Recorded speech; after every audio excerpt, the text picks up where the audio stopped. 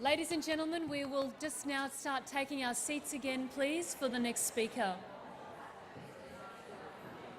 If everyone could move into the room, please, and take a seat. Thank you.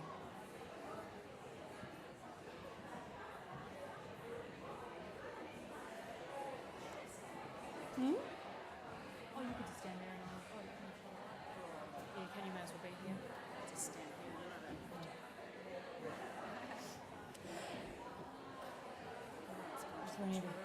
Pardon? Everyone's gone to the toilet. Yeah, they will do. They'll just. They should be. What I will do, yeah, I know. What I'll do is I'm just going to.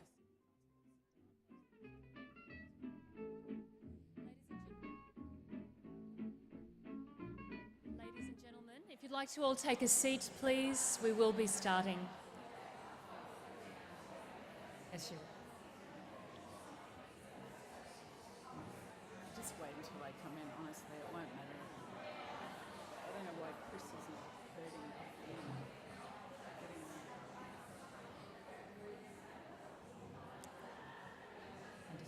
knew this would be good, but I also think it was good. Yeah, it's a long time, and also I was desperate to go to it. All right. I need these people to sit down. That's awesome.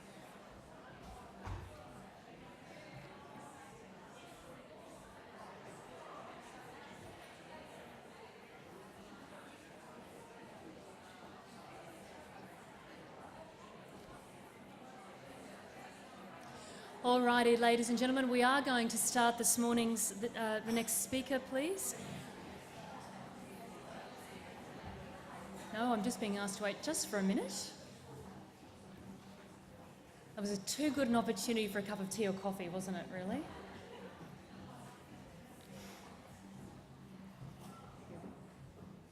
All right. Well, thanks very much, everybody, for coming back to join us. I'd now like to introduce Deb Stumm. Deb is Executive Manager of the Regional Partnerships Program here at the State Library of Queensland. She's going to give us an overview of State Library of Queensland's overall support for literacy, and in particular she's going to be talking to us today about the Expanding Horizons grants for family literacy 2010 to 2011. These successful public library services will be delivering family literacy initiatives in partnership with other agencies. So without further ado, please welcome Deb. Thanks, Jennifer, and also thanks to Bernard, who identified some real opportunities for libraries in the literacy area. I'll just start with a bit of background about the State Library of Queensland and how we support literacy, and I'll talk then about public libraries and the Expanding Horizons grants. As you can see, State Library's objective under the Libraries Act is to contribute to the cultural, social and intellectual development of all Queenslanders, and Professor Sussex referred to this earlier. We have 3 strategic goals, one of which is fostering learning and literacy. So you can see literacy is at the heart of our organisation and of all public libraries. I'm going to just give a few examples of the work State Library is doing in the literacy space.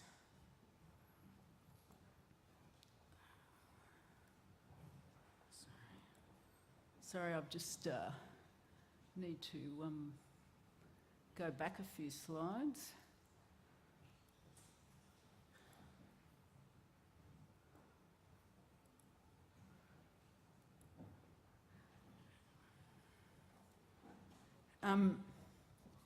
No one entering the building here at Southbank can miss the corner, which is buzzing with children aged 0 to 8 and the carers enjoying a wide range of literacy activities. And many of these are arts-based, referring to that question earlier. The corner offers many programs such as Dad's Read, and Bernard also mentioned the importance of engaging with fathers and their sons.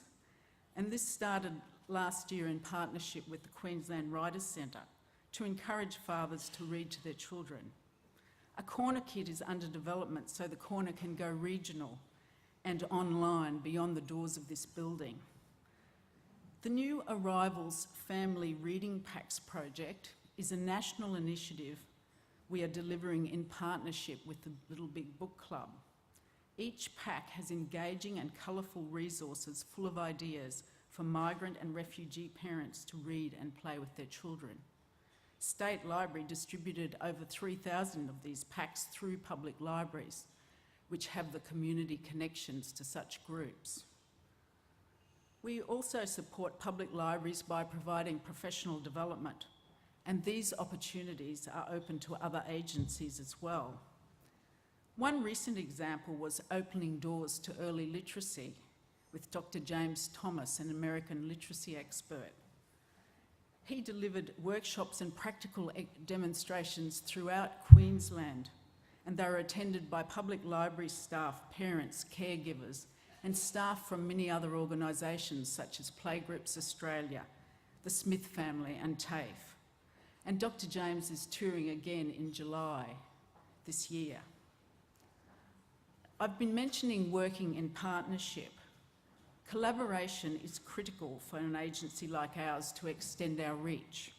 And even more importantly, the key to accessing local knowledge, opportunities and skills. Local public libraries are connected to their communities. Another great partnership we have is with the Fred Hollows Foundation's Indigenous Literacy Project. The project provides culturally appropriate learning resources, books and other materials to remote Indigenous communities. We distributed to 21 of these communities mini books and resources, and we distribute them through our network of Indigenous Knowledge Centres, or IKCs, and public libraries. There are now 20 IKCs, mainly in far north Queensland, offering library services and literacy programs to their communities.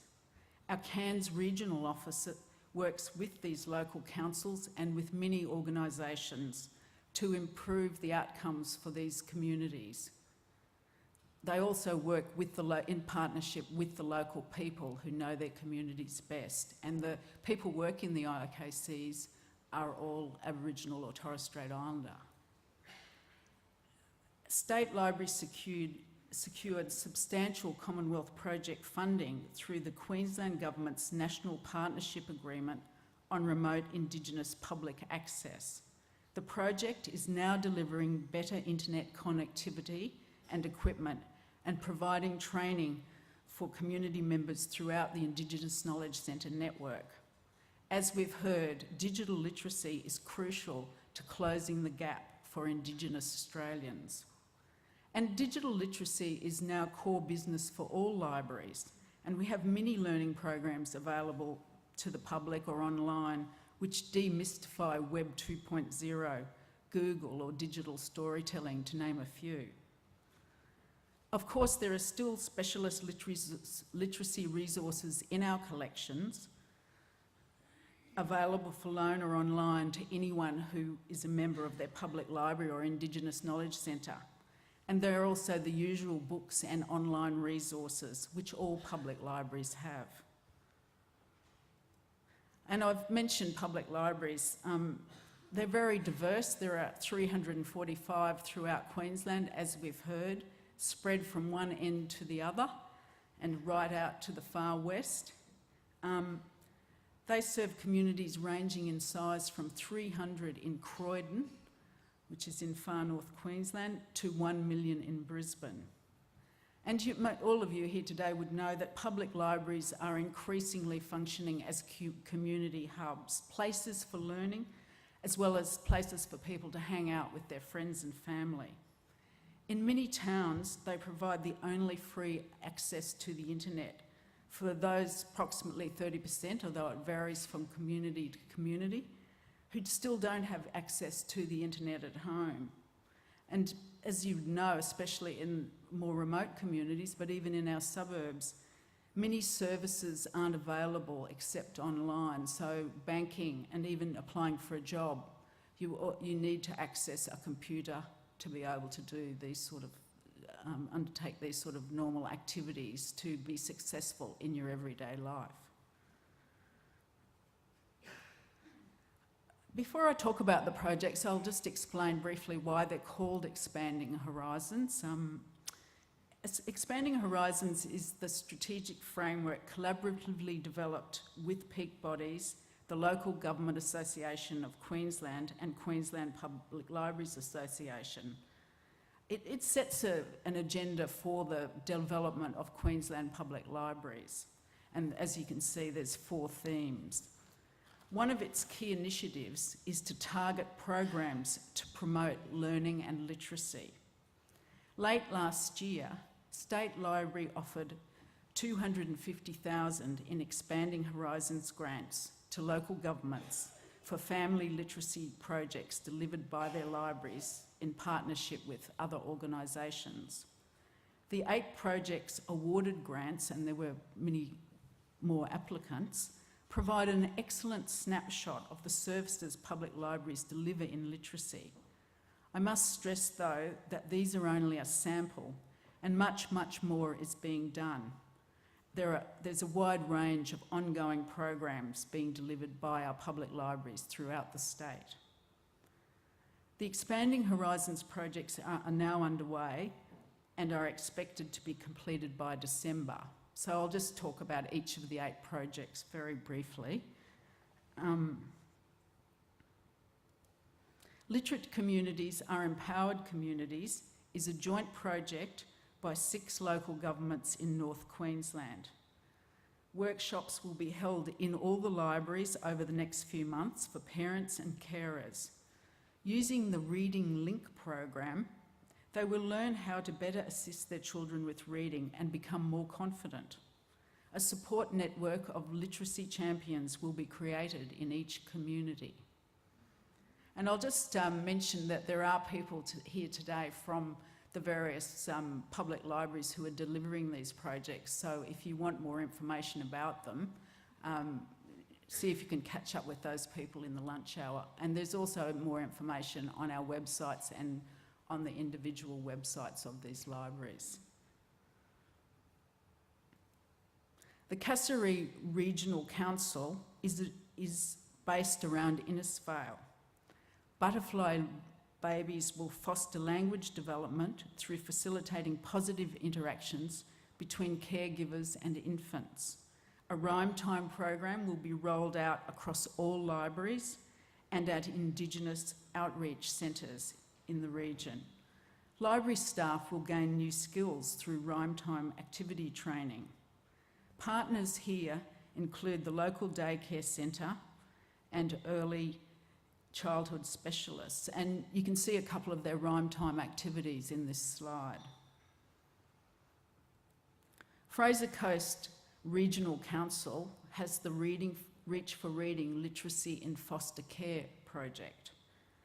It aims to break the cycle of disadvantage for foster children and their parent families by improving their literacy and encouraging a love of reading and an involvement in public libraries.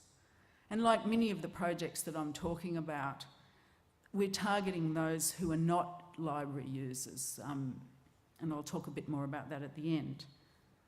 Pyjama Foundation is conducting literacy workshops with volunteers, library staff and community groups, especially the foster care group, the Pyjama Angels. Special literacy kits are being developed for loan to community groups and individuals. And you can see that they've devised these from the slide. They're devised around local people because Mary Poppins was written by the locally born author P.L. Travers, and that one kid is based around the Mary Poppins. So that's the sort of thing that the public library does, connecting with the community to put together information kits that are of interest to their own community, because each community does have different interests and demographics, as Bernard has shown. Lockyer Valley Regional Council, based around Gatton and Laidley, was badly affected by the recent disasters, as was the Cassowary Coast and Townsville as well. In fact, many of our local governments suffered greatly. But undeterred, Lockyer Valley is delivering the Leader Reader project. And you can see this lovely photo of all the staff with the banner there, so looking very happy. Leader Reader is a series of workshops and activities for young families and specific language groups. So there's a multicultural focus here. In this community, there are many people involved in agriculture, fruit picking or market gardening who've come there. And it was traditionally a much less diverse community. The aim of the workshops is to foster a love of reading through learning, leisure and play. Parents and carers will attend Play 15 workshops by professionals and learn and share new ways of play and interaction with their children. There will also be sessions around yoga and stories, rhyme, rhythm and form. Again, the project has funded the development of literacy activity packs with books, games and toys for loan. Moving a bit closer to Brisbane is Logan's Transliteracy Connections. It's a partnership with the Metropolitan Institute of TAFE, community centres and a national sporting club. The library service is delivering varied literacy development initiatives, and they include the training of tutors, joint parent and child activities, and reading, rhyme and song sessions across the whole of that local government area. And Logan is one of the most diverse areas culturally in Queensland, with many new arrivals and different language groups. A family literacy pack featuring sporting celebrities complements the program, and this program is well advanced and proving very, very popular. Up at the Sunshine Coast, U+Me = Reading Families offers another diverse program for a wide range of clients. And some of its highlights are activities with Indigenous playgroups, an Indigenous early learning program called Guppy. Interesting name, it means gearing up parents as partners in education. Fiteracy sessions, where fitness, songs and wellbeing information provide an energetic learning environment for young children, and you can see some of them enjoying one of the activities in the slide with the parachute. There's involvement by local university students, and Sunshine Coast will also be holding a literacy forum at the end of the project. They have many partners. They include the Child and Family Health, the Indigenous Education Unit, Education Queensland, Central Queensland and Sunshine Coast Universities, Kid Fit and Playgroups Queensland. Tableland's Regional Council, Reading with My Father, is a collaboration with the Locust Glen Open Access Prison on the Atherton Tableland. Prisoners and their children are coached by the prison literacy tutor, who you can see there looking very happy, until they can read a storytime book. Their readings are then recorded on CD and sent with the book to the father and child respectively. The activity supports loving interactions between prisoner and child while developing literacy and relationship skills. And the final project is one that involves two councils in the Torres Strait Islands. And I think this is a really another excellent example of literacy through the arts, which is often the basis of some of the literacy programs being delivered in our remote Aboriginal and Torres Strait Islander communities.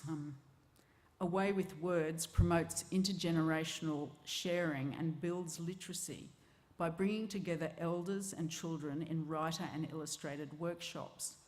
Workshops will be soon be delivered in partnership with the Tagai school campuses at Badu and Iama, and Our Lady of the Sacred Heart School on Thursday and Horn Islands. The Torres Strait Regional Authority has funded another workshop at Paruma. Children will combine traditional knowledge with visual and digital literacy through the creation of narrative stories.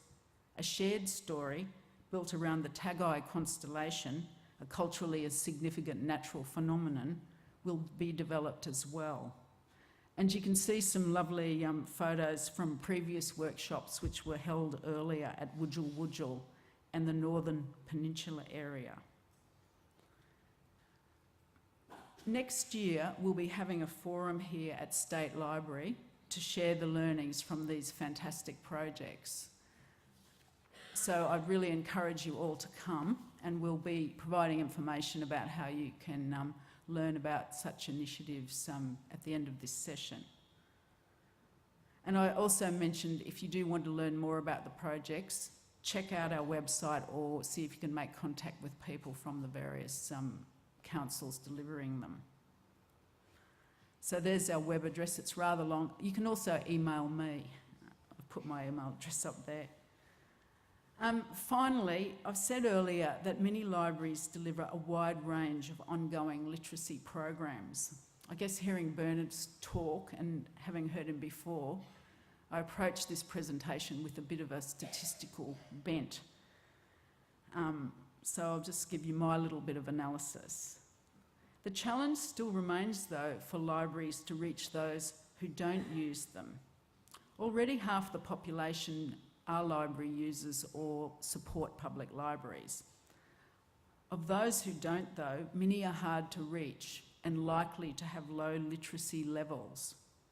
One estimate puts this at 13% of Australians, or 2.5 million people, socially excluded from public libraries. And Bernard's also shown us some of the hotspots we need to address here, so thank you. Projects such as Expanding Horizons are reaching out and will make a difference, but we need to think about where we go next and what some of the priorities might be to address those hotspots. Thank you, everyone.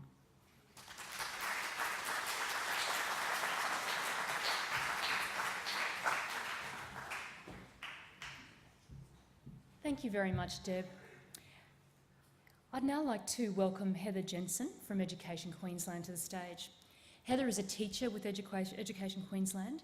She worked firstly as a support teacher learning difficulties and then as an advisory visiting teacher communication, focusing on young children's early oral language and literacy development. Her real interest in engaging parents and then working with them to facilitate their own children's learning led to work with the Pathways to Prevention project, which is what Heather will be speaking about with us today.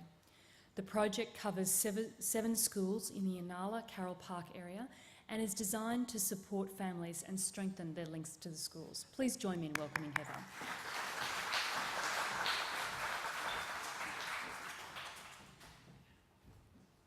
Thank you, and thank you to Deb and Bernard as well. My job today, I think, is to link some of the ideas that you've heard to a community project that's been going for some years now. And Deb, you were exploring a wide range of literacy initiatives. And when you talk about hard to reach families, I think that our Pathways to Prevention project is doing that quite successfully. I'd also like to link to some of the hotspots that Bernard also identified. And I think perhaps in this presentation we might address the idea that the investment in social and emotional wellbeing actually also improves literacy.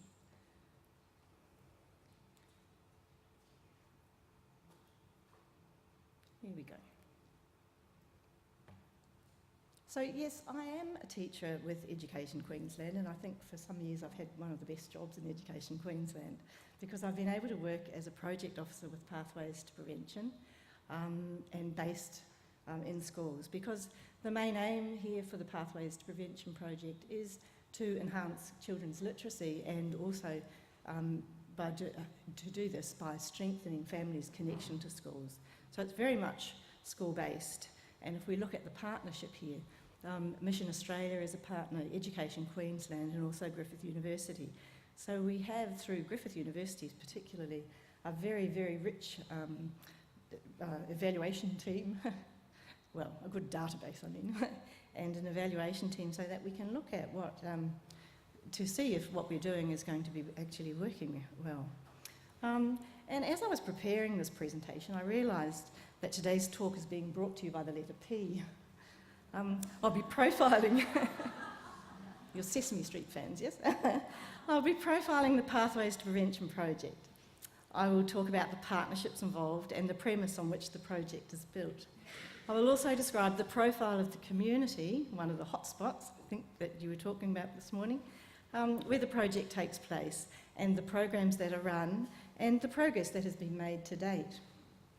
I'll also describe a parallel project that linked very closely to Pathways. This was the Family Literacy Project funded by the Department of Housing and Community Renewal, and I was lucky enough to be the coordinator of this project from 2008 to 2010. And it dovetailed very well with Pathways to Prevention. And I'd just like to greet my colleague Min, who's here today, and is a very valued worker on the Family Literacy Project with me. But first, what is the Pathways to Prevention project about? The key idea is that through the delivery of support programs that strengthen families, children make stronger connections to school and their learning outcomes are improved. The end goals then are that gains in families' connection to school and children's school attachment will get